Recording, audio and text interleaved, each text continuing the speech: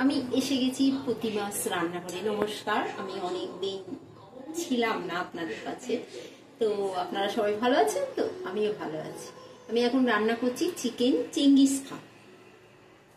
রান্না করতে লাগছে শাহি গরম মশলা, এখানে কাজু বাদাম আর বেরেস্তা পেস্ট করে রাখা, এটা টমেটো পিউরি, এখানে দুধ, ফ্রেশ ক্রিম, আদা রসুন বাটা, আর এইখানে চিকেন, আদা রসুন বাটা, টমেটো পিউরি আর টক দই, কর্নফ্লাওয়ার একসাথে মেখে ম্যারিনেট করে রেখেছি।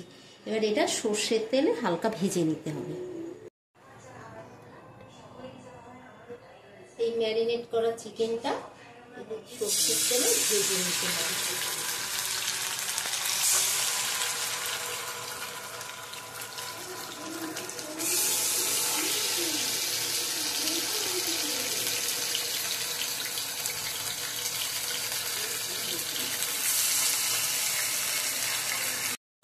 এবার ফ্রেশ ক্রিম, কাজু, বেরেস্তা আর দুধ সব কিছু মিশিয়ে আদা রসুন পেস্ট, এইটা পেস্টটা এর মধ্যে দিয়ে দেবো।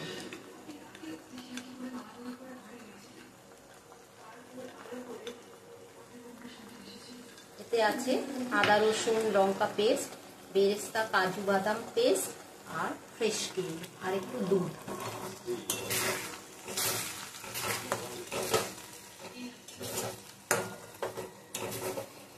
এটা নাড়িয়ে দিয়েছি। এবার চিকেন, নুন সব দেওয়া রয়েছে। এবার চিকেন পেস্ট এই ভেজে রাখা এটাই মুখে দিয়ে যোগ করে দিলাম।